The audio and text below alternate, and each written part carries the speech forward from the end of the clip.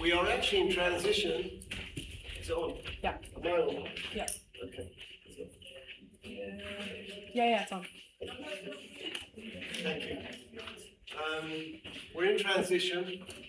When we...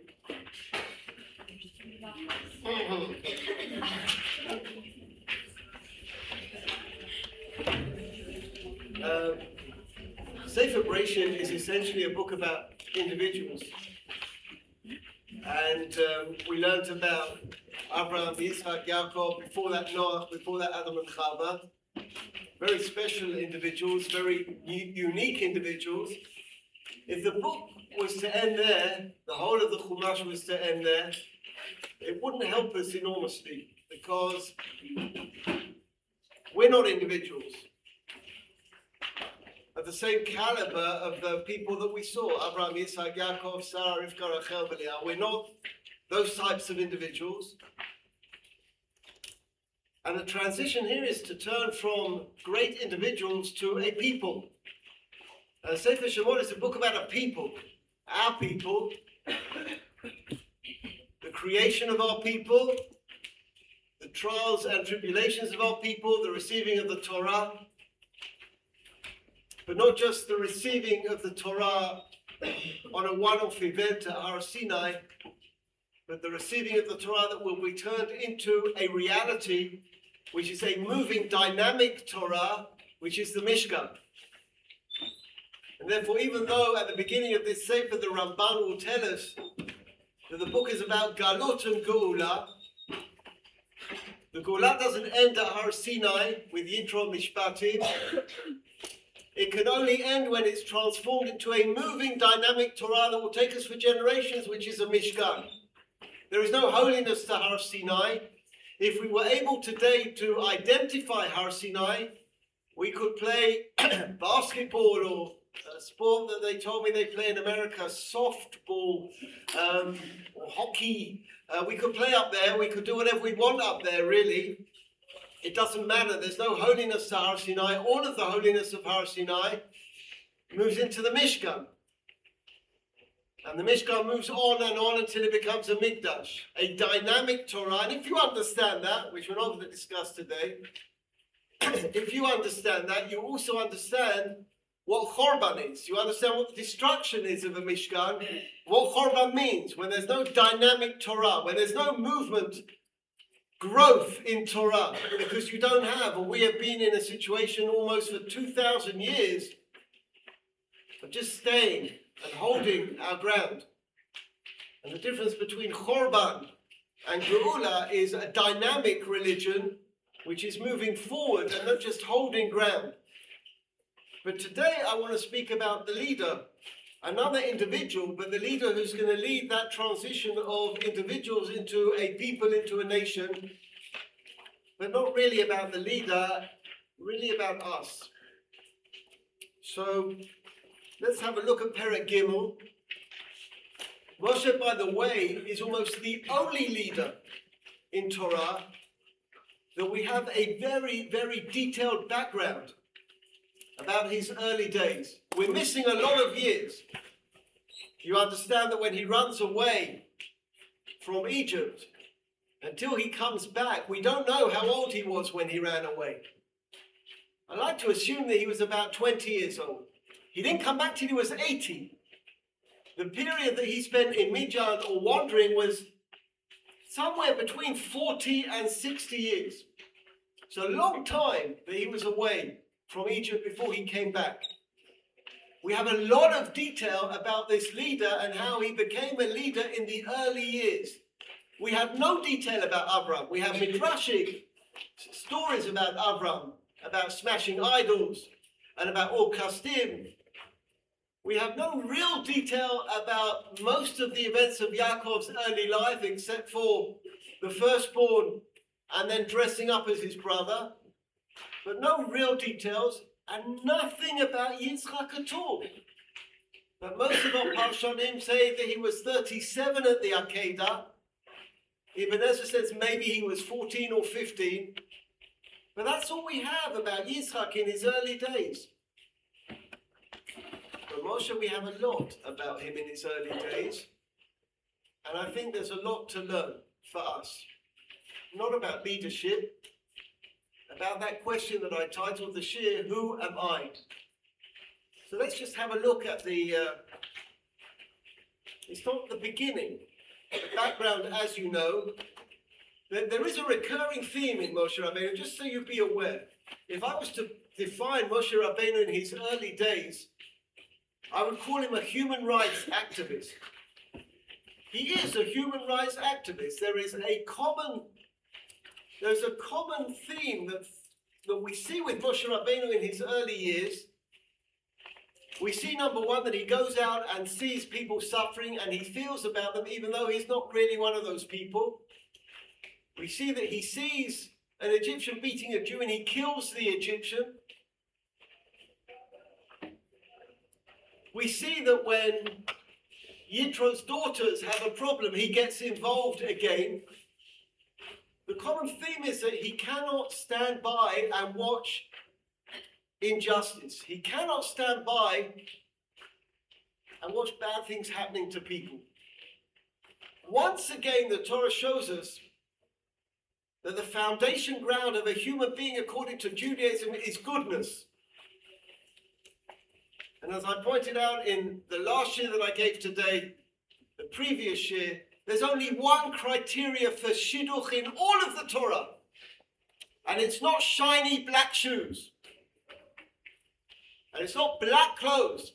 Black is not the color of the Jewish people. Blue and white is. The only criteria we have a shidduch is in the Torah is Rivka being kind. That's all that is required from the Torah to be a good shidduch. You understand that she would never have got a shidduch today in the Orthodox community because she has a father who's an idolater and a brother who's a cheat. She'd never got on anyone's list today. But she marries Yitzchak, one of the holiest men in the book of Parshat. And then we come to Moshe in this week's Parshat, who is the only man who will speak to God face to face. There will never be a prophet before him like that. And there will never be a prophet after him like that. Sorry. The only human being who will ever speak to God in that way, who will ever have nevuah in that way. And the roots of Moshe Rabbeinu is human rights, is justice. We meet Moshe Rabbeinu a bit later on.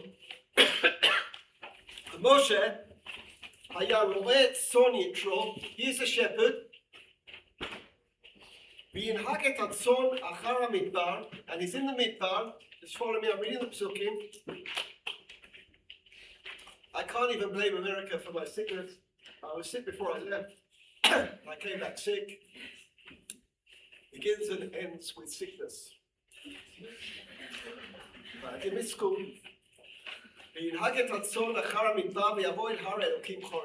walking in the midbar and he comes to the mountain of God. It's not yet the mountain of God, it will be the mountain of God.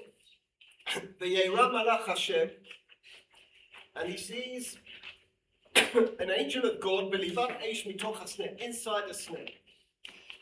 Meaning the thing we note about Moshe in these psukim, thank you. Sure.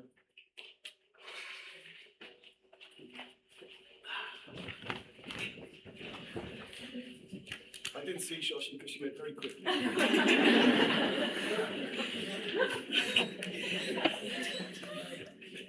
It's an old Jackie Mason line. What is noticeable straight away in these psukim is that Moshe notices. You know, I have a lot of stories to tell, and I've got more stories. And girls often ask me, like, where'd you get the stories from? And all I have to say is that you have the stories too. Just have to pay attention. Just have to pay attention to what's going on around you. And Moshe Rabbeinu noticed something strange and he stopped. There was something strange going on all the time. We are surrounded by massive events at the moment. You've got to stop and look. a president who just kidnapped another president. You understand that's not normal. That doesn't happen. It didn't happen when I was your age. You understand? I don't know what it means. I don't think he was wrong at all. But it's not normal. Nothing normal has happened for a number of years already. That's our world. And all Moshe saw was a snare burning. He didn't see anything else. He just saw a burning bush. We see much more than a burning bush in the last 2 years. That's key. To stop and look. To pay attention to things that are going on around us. I'm going to stop. I'm going to look. This is not normal. Why won't the bush burn? The bush isn't burning. I should notice the bush isn't burning. And the bush still isn't burning.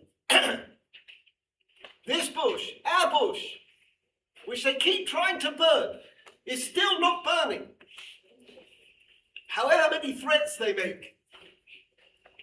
Whatever, I haven't even got a cough. I don't know. It's excitement, I think.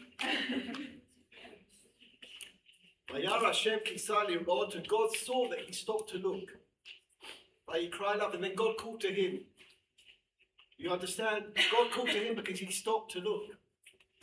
Because he stopped to look, God called to him. From the bush. And he called out to Moshe, Moshe has never met God before. Hineni, that total loyalty. Don't come any further. Take your shoes off. Because you are standing in a holy place. Take your shoes off. Anochi, Elokei Abicha, the God of your father, Elokei Abraham, Elokei Yitzhak, Elokei Yaakov. Does Moshe even know? We know what the Midrash says that Yocheved taught Moshe. How much Judaism did Moshe ever see? He's been living in the house of an idolater. He's Kohen Midian. Fortein Moshe. Yitro is a Kohen Midian. He's living in idolatry. He was brought up surrounded by oppression. And he was a prince in Egypt. And Moshe hid his face because he couldn't look at God. And God says to Moshe, I've seen the oppression, the poorness, the affliction of my people in Egypt. I've heard their cry. And I know their pain. God knows our pain. And I'm going to save them from the Egyptians and bring them to our land. It was our land 3,500 years ago. Long before Muhammad and the other one. Eretz Tova Rechava, Eretz Zvat Dvash Chalav, Zvat Chalav Udvash, El Makom HaKnani. So God introduces himself to Moshe, and now we get to where I want to discuss. Vayomer Moshe Elokim, Mi Anochi, who am I? Who am I? Ki elech el Paro, that I should go to Pharaoh. You've heard this so many times that you don't even question it. You don't even think about it. What do you mean? God just told you to do something. What do you mean, who am I? It's not your husband, it's not your wife, it's not your father, it's not your mother. God just told you to do something. What do you mean, I'm not going to do it? Who am I? Who am I? So God answers, I will be with you. And I will give you a sign of how you'll be successful. So I want to look at that mi'ani. You see, I think this statement of mi'ani is the most fundamental criteria of any leader ever. It's exactly what we're missing, and we've been missing for decades. Mi'ani. What do I mean? Look at a couple of examples I gave you. Look at Abraham Avinu.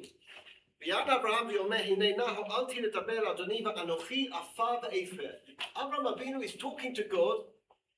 He's talking to God. No one else has ever spoken to God. And he says, I am the dust of the earth. Avraham Avinu understands that he's nothing. Next example, Gidon. There are plenty of examples, I just brought you a few. In Perek Vav in Shoftim, ויאמר אליו בי אדונים, במה הושיע גיסר הנה אלפי הדל במנשה ואנוכי הצעיר בבית אבי. Why are you speaking to me? Why should I be a leader? Why should I lead the people to war? Who am I? And then we go to Shmuel Aleph, Perek Yud, with Shaul. At least this is the way it started. ויקריב את שבט בנימין למשפחותיו ותלכד משפחת המטרי המטרי וילכד שאול בן קיש ויבקשהו ולא נמצא. Shaul knew he was going to be anointed as king, and where is he? He's hiding. He's embarrassed, he's hiding. ישאלו עוד באשר הבא עוד הרוב איש ויאמר השם הנה הוא נחבא לכלים. He's hiding, he's shy, he's embarrassed. He doesn't want to be a leader. Then you go to Yeshayahu. Yeshayahu describes the bottom of the page, still same page. I'm a man of impure lips. Who am I to be a Navi? Over the page to Yirmiyahu. I don't know how to speak. Because I'm just a boy. And Shmuel bet. ויבוא המלך דוד וישב לפני השם. David המלך stands in front of God and he says, מי אנוכי? Who am I? אדוני אלוהים. ומי ביתי כי אמרתני יד הלום, and what's my house and you brought me to this place? Let's see what Rashi says. מי אנוכי? על משה רבנו. מי אנוכי? מה אני חשוב לדבר עם המלכים? You understand, ladies, that this is, and gentlemen, that this is the criteria of leadership. If you don't want to be a leader, you should be a leader. Because it means it's got nothing to do with your ego. It's not about you. You're not looking at polls all the time to see what people want to hear. You're not saying one thing in one area and something else in another area so the people there will vote for you, the people there will vote for you. You don't want to be a leader, so you don't need to please the people, you just do what you think is right. That is a criteria of leadership. Where the leader does what he thinks is right because he doesn't want to be a leader, he just wants to do what is right. We had many leaders like that in our history, people who weren't looking for leadership. There was no power struggle because they didn't mind if someone else took over. Remember when Yehoshua hears Eldad and Medad min Nabim b'Machaneh and he wants to kill them. Moshe said, I don't care if everyone's a Nabi. Be'ezrat Hashem, everyone will be a Nabi. I don't care, I don't need this. I don't want to be. That means that he should be. But even that is a side point. That's not what I want to talk about. Just a few more parashanim, and then we'll see what Rabbi Sachs says here. Rashbam says, Mi anochi, mi sheroseh la'amod al ikar pshuto shel mikrot halalu yaskil b'perush, he said. If you want to understand the psukim, you will benefit from what I have to say. Ki harishonim mimeni lo hivinu bo klal uklal. The people before we didn't understand. Moshe hishiv al shnei dvarim she'amar lo HaKadosh Baruch Hu. La'lechet el Paro v'gam lo'tzeh et bnei Yisrael al yedei mitzvat Paro. He said, number one, you have to go to Pharaoh, and number two, you have to take the people out. And Moshe refers to both comments by God. Moshe yeshiv al harishon rishon, mi anachi, who am I to go and speak to Pharaoh? I'm just a regular Joe. I'm going to stand in front of a king? Who am I to stand in front of a king? Am I even worthy to stand in front of a king? A wicked king? Who am I? Very interesting, the Ibn Ezra makes a comment which I'm sure you've thought about before, but if you haven't, it's worth listening to the Ibn Ezra.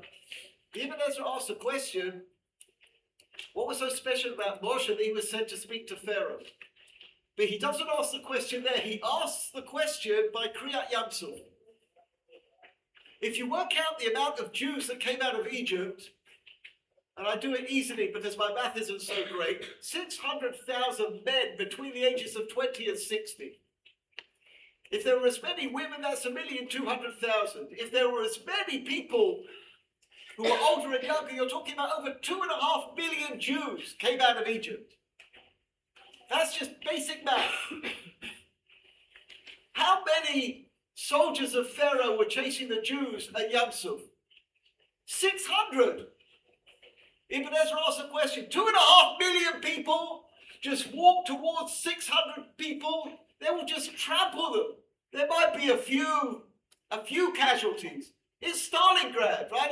It's the war on the Russian front. It wasn't the Russian army was better than the German army. There were just so many more of them. They killed 10,000. They brought another 10,000. They didn't have the men to fight that enormity of a country. How they didn't see that beforehand is beyond me. Got too caught up in their own rubbish ideology. So Ibn Ezra asked, you've got 2.5 million people, start marching towards the Egyptians. And they can't destroy you. So it says to Ibn Ezra, why didn't they? Ibn Ezra says a slave is a slave is a slave. The slave sees the oppressor and he sees a God. And then the Ibn Ezra says that's the reason why Moshe was brought up in the palace. Because Moshe was the most comfortable person to walk into a palace because he grew up in the palace. He grew up in the palace. He was a prince of Egypt. Spielberg's right. He was a prince of Egypt. That's what the Midrash says. He grew up in the palace. But even then, the Rashbam says he doesn't think he's worthy. God is speaking to him. He doesn't think he's worthy. And just see the Ramban. Who am I to go to Pharaoh? I'm a lowly person. Ro'et son, I'm just a shepherd. He's a massive king. And if I tell him to leave our people, again, he's going to kill me. Like Shmuel says, if Shaul hears about me speaking and anointing David, he's going to kill me. And even if I'm worthy to stand in front of Pharaoh, to bring the people to Israel, who am I to be the leader of the Jewish people? Am I in the class of Abraham, Isaac, and Jacob? So you see an incredible humility. And to be honest, that is the pshat of mi anochi. But there's something else here. Now I think, as I say, this is already relevant to us. We ought to walk a bit with humility. My Rebbe, Rabbi Bersi, always used to say that when Moshe comes to the snare, and he's about to have a revelation of God, God says, take off your shoes. My Rebbe used to say, you open up a chumash, take off your shoes, go slowly, go with a bit of respect. Just because you don't understand Rashi doesn't mean he doesn't make sense. You don't make sense. Rashi knows Torah. Rashi learned Torah without Rashi. Rashi learned all of Shas before he wrote his Perush on Torah. You don't understand, maybe. He makes perfect sense.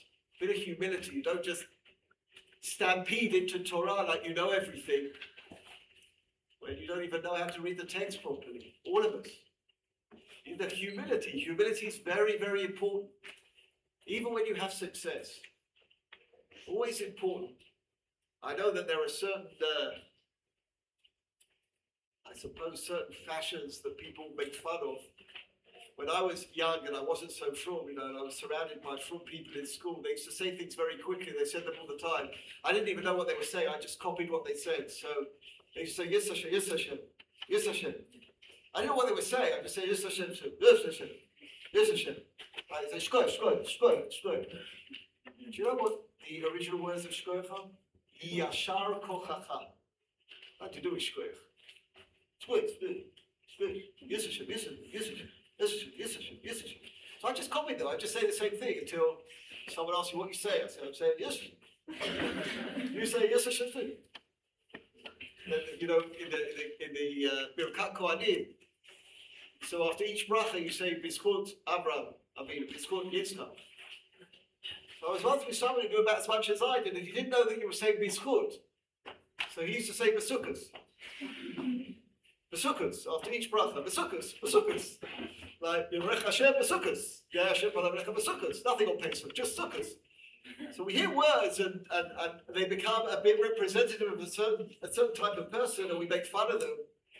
I was once in a car with Rav Tamori's father, Alav Hashem, who was a massive Talmid Chacham, Rav Aviyan Tamori's father, massive Talmid Chacham. I was giving him a ride, and my wife phoned me, and I was about 15 minutes away from home, and she said, "When will you be back?" And I look at Waze, and I said, 15 minutes. And then he leaned over to me and said, Be'ezrat Hashem. Be'ezrat Hashem. You should add it to everything you say. It's always Be'ezrat Hashem. Without Ezrat Hashem, I'd still be stuck in America. I'd still be in that TSA line. And I started using computers now, security, but they don't know how to use them, so it took twice as long. I said, why can't you use human beings? So, computers. I'd still be in America. I mean, if Waze had broken me from my way from New Jersey to the Five Towns, I'd be in New Haven now. I got no idea where I'm going. I'm just following Waze. Turn right, turn left. So Ezrat Hashem, I got no idea where I'm going. No idea whatsoever. RFK bridge, Throg's neck, this neck, that neck. I got no idea. Great neck, small neck, T-neck. I don't know. Lots of necks. Lots of necks. I don't know where I'm going. It's all Ezrat Hashem. Siyata Dishma. I go and come back. It's Siyata Dishma. I got no idea where I'm going. You got to learn to say Be'ezrat Hashem and not make fun of it. It's important. Humility, a bit of humility. We don't, everything's Be'ezrat Hashem. We're living Be'ezrat Hashem. That's not what I wanted to speak about. Go into Rabbi Sachs.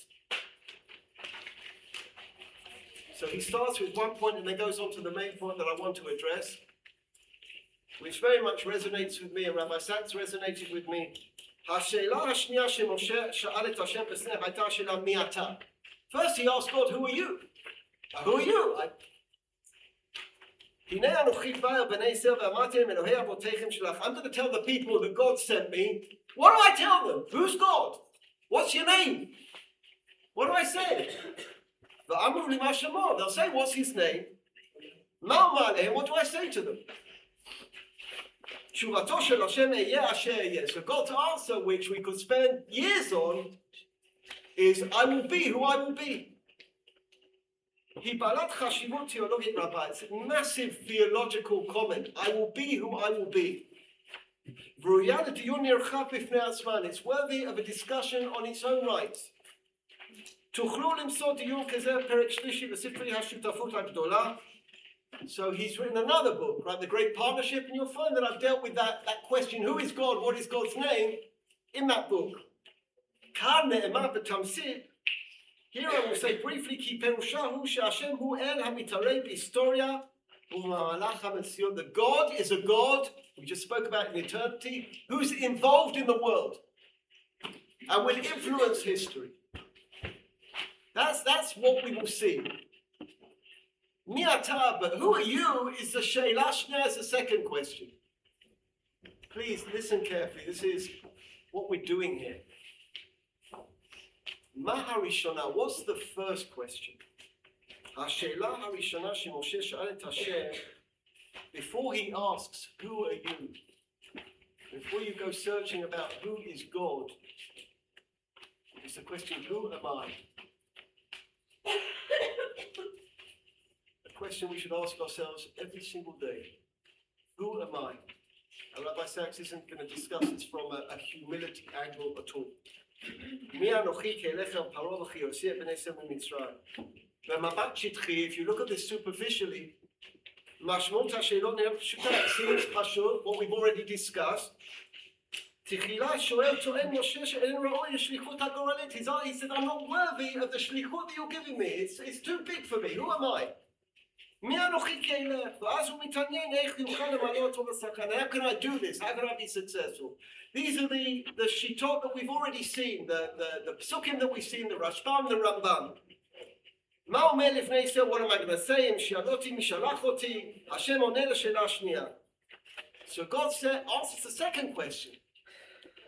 God answers the second question. He says, I will be with you. שהשם יהיה מעורב, I will be involved. ולא הכל מוטל על השם. It's not all on your shoulders. You are going and you are my ambassador. משה תהיה הנציג שלי אצל פרעה.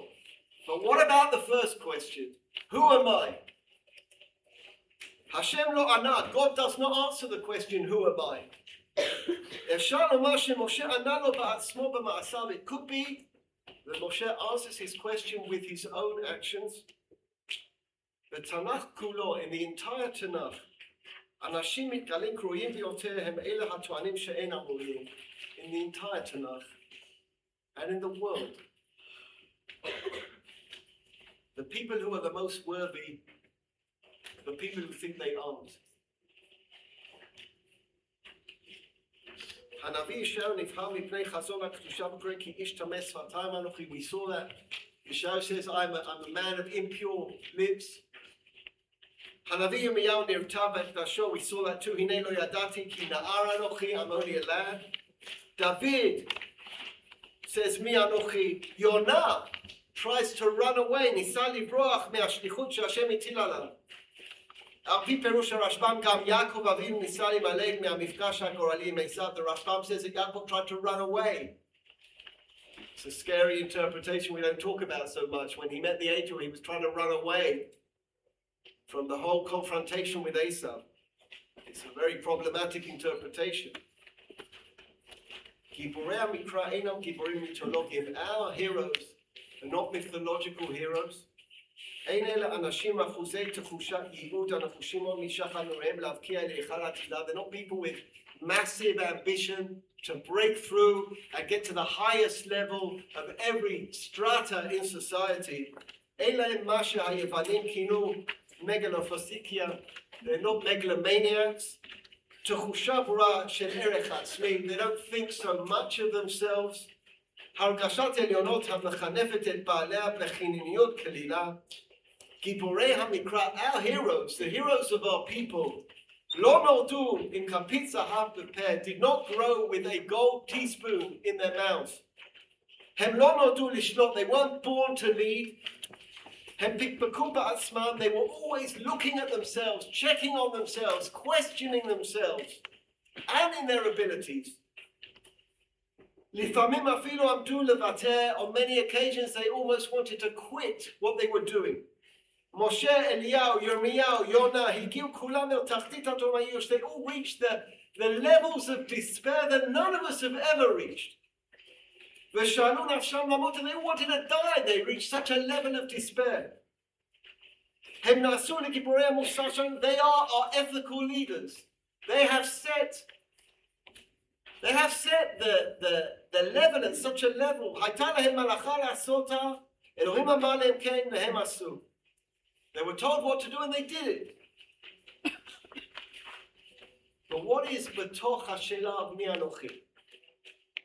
מסתתרת שאלה נוספת מי אנוכי איננה רק שאלה שראוי. מי אנוכי is not only whether I'm worthy or not worthy. Try and listen carefully to what he said. I'm as tired as you are, I promise. I promise I'm as tired as you. הוא עשויה להיות גם שאלה הזהות.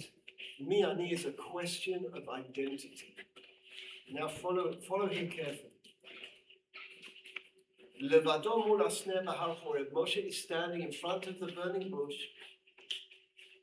Levado lemishma kriya Elohim. He's hearing to take the people out of Egypt. He doesn't just turn to God, he turns to himself. הוא שואל את עצמו, he asks himself, me ani, who am I? What's my identity? Am I part of the Jewish people? Now see what he explains. Now understand where Moshe is coming from. You know this, but just understand.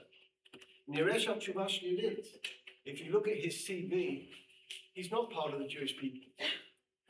He really isn't part of the Jewish people. When did he spend any time with the Jewish people? He was never with the Jewish people. Moshe eino chelek mibnei Israel. He never lived with the Jewish people. He didn't grow up with the Jewish people. Okay.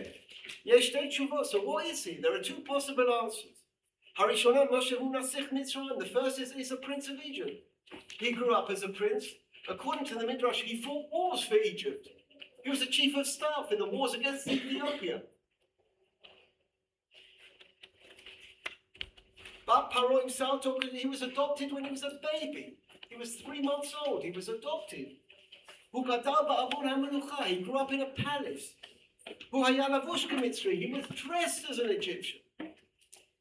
He looked like an Egyptian, but and he spoke like an Egyptian. How many people speak Hebrew? How many of you can have a fluent discussion with someone in Hebrew? Grew up in England, speak English, and this morning, at 5:30, as I'm walking into the Rova, and I have a bottle of Diet Coke, someone I know says, ha'angli magia. And I stopped at 5:30 in the morning, and I turned around. I was in England for 23 years, and no one called me English. They called me Jew. I've been in Israel for 36 years. Much more Israeli than English. They never considered me English in England. Never considered me English in England. I was a Jew. They threw pennies in front of me and sang "If I Were a Rich Man." So I picked the pennies up. They don't like me. May as well get a few pennies out of it. He was an Egyptian. He didn't speak Yiddish. You think Moshe wore a kapota and walked around speaking Yiddish? Only in those books in there, Sharim. He didn't. He was an Egyptian, North African. When he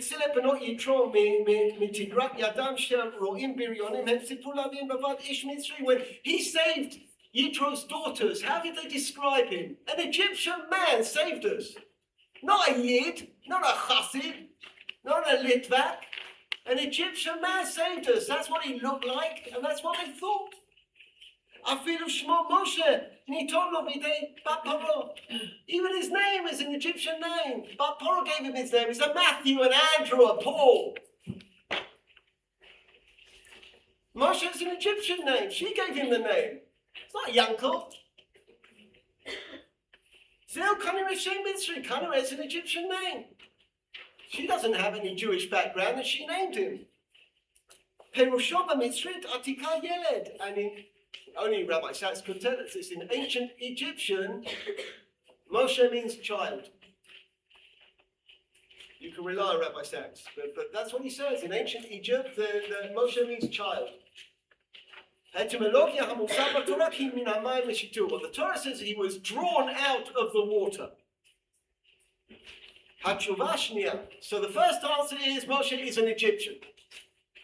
The second answer is Moshe is a Midianite. As I said before, we don't know how long he was in Midian, right? But he spent time in Egypt, time in Midian. Even though he was educated as an Egyptian, he had to leave Egypt. He was a wanted man. He had to leave Egypt. You understand what I'm asking you to ask yourself? Ask yourselves, lady, who am I?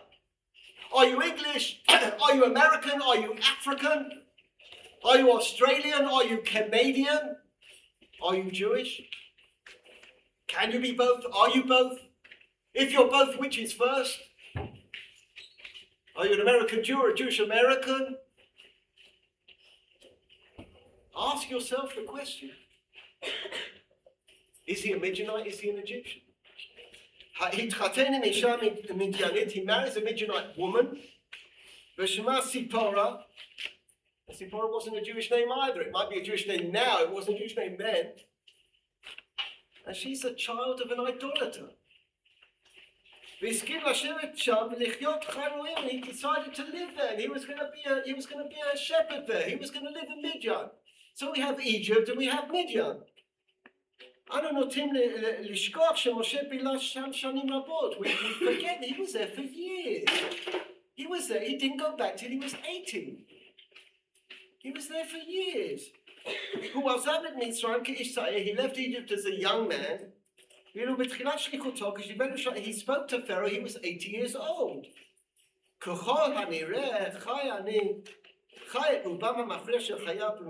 he kind of lived most of his life in Midian. He died at the age of 120. He really only lived as a Jew for 40 years. Moshe hu lichor Mitzri or Midiani. So Moshe is an Egyptian or a Midianite. So when he says, who am I? He's asking a very serious question. Nothing to do with gold. Nothing to do with humility. Who am I? How do I define myself? Can you define yourself? We need to define ourselves. If you don't know who you are, how can you do anything in life? If you don't know who you are, what's the point? You have to know who you are. He's not just asking if he's worthy. Am I relevant? 18 years old. If you haven't asked the question, you've got to start asking the question. Who am I? What am I doing? Who do I belong to? He was born a Jew. He didn't suffer like his brothers. He didn't grow up as a Jew. He didn't live with the oppressed people. He had a lot of correct reason to be suspicious that they would not accept him as a leader. What do you know? What do you know about our suffering? You lived in a palace. Have you ever starved? Do you know what to starve is? Do you know what it is to be without food? Do you know what it is to be beaten every day? What do you know that you're going to represent us in front of Pharaoh? How can you possibly be our leader? But he himself. How can he see himself as their leader? What does he have in common with them? How can he speak from the people? יתרה מכך, בפעם היחידה עד כה שמשה ניסה להתערב בענייניהם, כשרק שוטה מצרי שהרגע, first time he tried to involve himself and defend a Jew, when the Egyptian killed a Jew, what happened? They attacked him. Mi samcha le'ish, Saba Shofet, who said you could lead us? Who are you getting involved? Stirring up the trouble with the Egyptians.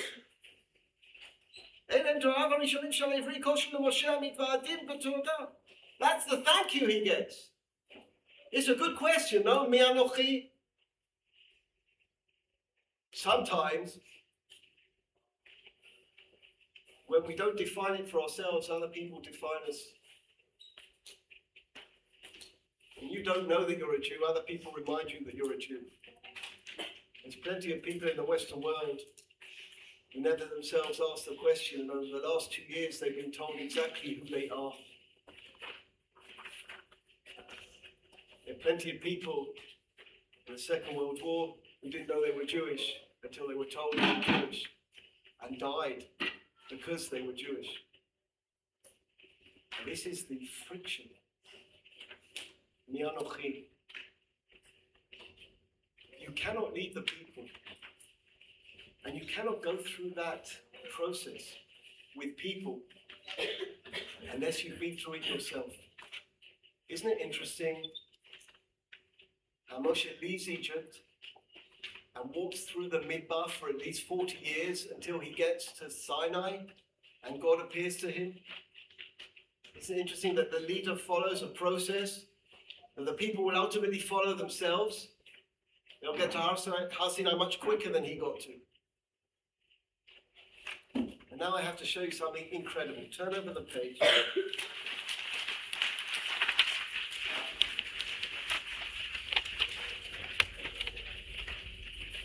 The reason this resonates so much with me is when I was a lot younger, I had a Rebbe in England called Rabbi Bernstein. And he had the most fantastic shot. I don't need to read you the first paragraph here because we've been through it. Moshe goes out. Now, we have to take the tradition of Rashi. Rashi's tradition that comes from the Midrash tells us what? The Yocheved, we know that Yocheved was weaning Moshe, and the Yocheved ran some kind of private cheder for Moshe. So Moshe had a bit of education. He knew something about the Jewish people. He must have been a very confused young man. Brought up in the palace, an Egyptian priest, like I said, according to the Midrash, a warrior for Egypt who has some kind of recollection of Judaism or some kind of kesher with Yocheved and this Jewish people oppressed. What a confused person he must be. He doesn't know. Imagine a person in, I don't know, the places they've been rolling off to me after the last 2 weeks: Cornell, Columbia, Barnard. Barnard seems to be like a family tradition, like grandma, mum, and daughter. It seems to be a family to go to Barnard until they don't. And imagine you're brought up in a non-Jewish, non-religious, and suddenly you're at Cornell. And someone points their finger at you because you've got a Magen David from somewhere, because you've not got tzitzit, because you're not boys. And they call you Jew, murderer, killer of children. And you never knew. You got no idea. And you're standing and, am I an American? Am I a Jew? And you don't know. And you're starting to realize that you can't be both. One of them has to have a lead role. You can't be both. You have to decide what comes first. What comes first? Look at the psukim there. And again, I'll tell you the pshat and tell you what my Rebbe said. It makes me shiver. Honestly, it's not my hair. I've got a jumper on, I'm still shivering. I've got my scarf on, I'm still shivering. It's the most incredible thing. He sees the Egyptian fighting the Jew. Look at the pasuk. Vayifen cho v'cho vayaki einish. He looks here and there and he sees there's no one. Vayachet ha-Mitzri. And he kills the Egyptian. What's the pshat? The pshat is he looks to see if anyone can see what he's doing. No one can see, so he kills the Egyptian. What did my Rebbe say? No, that's not. Vayifen cho v'cho. He sees an Egyptian hitting a Jew. He looks inside of him. Vayifen cho v'cho. He looks inside of him. He says, Vayaki einish. There's no man inside of me. I'm not an Egyptian. I'm not a Jew. There's no man inside of me. Who am I? Vayachet ha-Mitzri. And he kills the Egyptian. He gets rid of the Egyptian. I'm not an Egyptian. My daughter asked me, you're going to walk in Manhattan on Shabbos, you're wearing your kippah. I said, I will never take my kippah off, ever. I will never take my kippah off. Not pikuach nefesh, nothing. I'm a Jew, and I have the right to hold my head up high. There is no people like my people. Vayachet ha-Mitzri. Vayifen cho v'cho. He looks this way, that way. I cannot be an Egyptian and a Jew. I have to decide. I have to decide what I'm going to be. Vayachet ha-Mitzri. And he destroys the Egyptian. Mi anochi. I'm a Jew. Who am I? I'm a Jew. No people can be as proud as our people. Rav Amital used to say, my Rosh Yeshiva used to say, he lived through the Holocaust. He lost all his family in the Holocaust. He said, if someone was to ask me today, I heard him say it, I didn't read it in a book, I heard him say it 3 or 4 times. What would you prefer to be? A victim, a bystander, or a perpetrator? I would always choose to be a victim. Because we're the only people who had the image of God throughout the war. We didn't fly over Auschwitz and not bomb it. We didn't let Hitler come to power and call him Man of the Year in 1938 as Time magazine did. We didn't call him the Messiah as Lloyd George did, who fought the First World War. We were the victims. We were the only people who stood with Selim Elokim, with the image of God. We're the only people who stood up to Hamas, while the others are kowtowing to people they're scared of. And history will repeat itself. It's happened time and time again. They get scared, they just want to have a beer and watch a game, and then terror takes over. And they'll come for them as well, because they're evil people. And I'll remind you what I told my son's unit before they went into Gaza. You're not just fighting for the Jewish people, you're fighting for the image of man. We don't put babies into ovens and burn them. We don't rape women and dead women. We've never done it. I'm a Jew. I can hold my head high wherever I go. And you can tell every telltale story you want. You can say we're 75 years old, even when Muslims understand and know that the Bible is true. They know that the land of Israel was given to Abraham. You've noticed there are 3 places in our country. 3 places in our country that they fight for more than anything. Hebron, Shechem, and Yerushalayim. They are the only 3 places in Tanakh that is written that we bought. You think they stand fight over these places? You think they throw away the archaeology digs? They throw them away? They think they can hide the truth? No Jew should ever be ashamed. Vayachet HaMitzri. Vayifen Cho v'cho. He looks both ways. I cannot be both. Am I an Egyptian prince or am I a Jew? He says, I'm a Jew. You hold your heads high. Everything to be proud.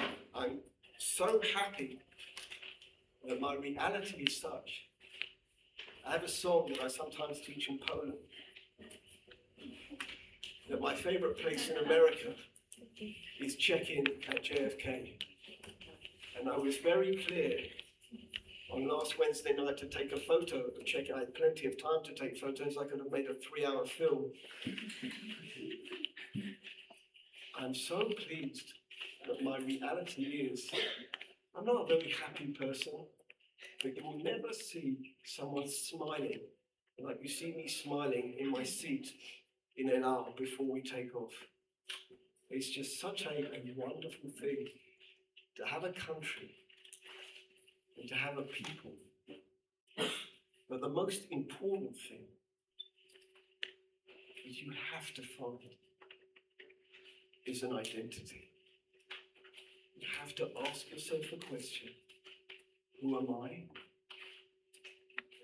And you have to answer it. And you have to answer it this year.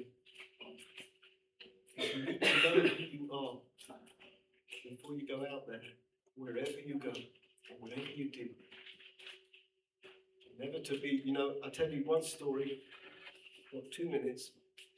When I was younger, I used to be embarrassed to daven publicly. In England, it gets dark, well, sometimes it gets light, and then it gets dark very quickly and very early. And if you're in university and you need to daven mincha in the winter, you can't get a minyan in the middle of town. So you have to daven somewhere. So I started off davening in those red phone boxes, and then I realized that you can't because they're full of urine and it's also to daven in such places. You can smell it, even with my cold, you can smell it. So I had to daven in public, and I always found a place to daven, and when I was in the phone box, you should put a phone and daven like this, so no one would know I was davening. And then one thing happened to me once, on one of my trips. I was flying in those days before 9/11. You could jump on and off planes like trains. It was like, I suppose that's why 9/11 happened. There wasn't security. You could just get on and off planes, and they weren't that full at the time. And I was flying from New York to Cleveland. There was almost no one on the flight. I mean, who goes to Cleveland at 7 o'clock in the morning in the middle of the week, unless you're going to recruit from University of Harvard. So I was on this plane, and I needed to daven Shachrit because I was going to be in Cleveland. I was flying to Boston. I was flying to Chicago. I was flying all day. I was like an hour in each place. And so I told the stewardess, she was this big lady, and she's a very cheerful lady and very smiley. And I said, listen, I'm going to pray. And I just want you to know that I'm going to put some stuff on, but don't be worried. I'm just praying.